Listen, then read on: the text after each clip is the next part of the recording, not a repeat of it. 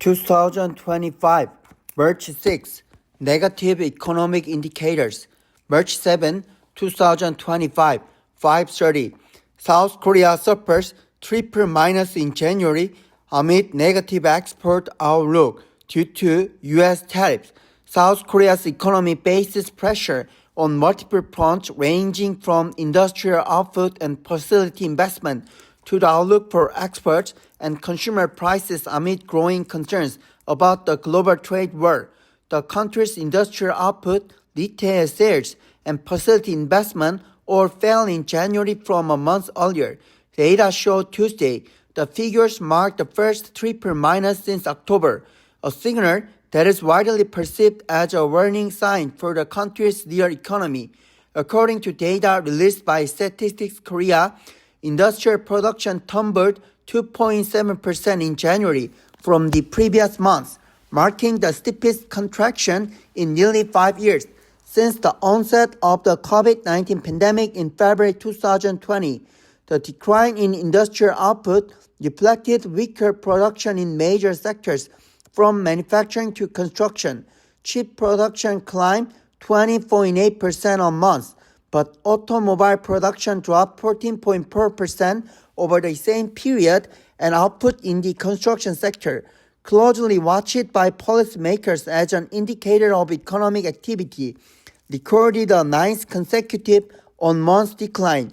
Particularly concerning was facility investment, which suffered a sharp 14.2% drop last month, the worst performance since October 2020. Retail sales, a gauge of private spending, show no signs of recovery, despite government efforts to stimulate tepid domestic demand by designating additional public holidays around the Lunar New Year. Retail sales fell by 0.6% in January from a month earlier. The outlook for exports, a pillar of South Korea's economy, appears equally grim. According to a report released by the Korea Institute for International Economic Policy, an escalation in the global trade war initiated by U.S. President Donald Trump could shrink the country's total exports by as much as $44.8 billion, given that the country's total exports amounted to $683.8 billion last year. Such a scenario would wipe out approximately 6.6% of export revenue. Exports could suffer more than expected largely because Trump is now expanding his tariff offensive from Canada, Mexico, and China to other key allies, including South Korea.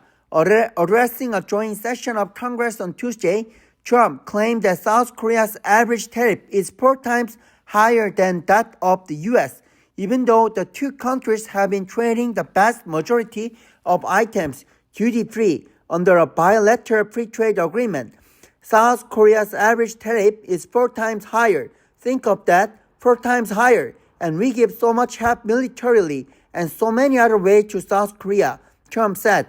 This hostile remark suggests serious trouble for South Korean policymakers since Seoul has remained in a precarious leadership vacuum due to President Yoon Suk-yeol's impeachment over his martial law decree last December. South Korea's macroeconomic indicators are also on shaky ground. The country's real gross domestic product grew 2% last year, in line with the Bank of Korea's estimate, but major institutions predict that the country's GDP growth in the first quarter this year could stagnate at 0.2% from the previous quarter. This means that South Korea, already faced with weakening economic fundamentals, must also deal with the tough trade war. On top of these challenges, South Korea's consumer prices increased 2% from a year earlier last month, affected by the weakening of the Korean won against the US dollar, which drove up import costs. According to the data released by Statistics Korea on Thursday, the figure marked the second consecutive month in which the key gauge of inflation rose to the 2% level.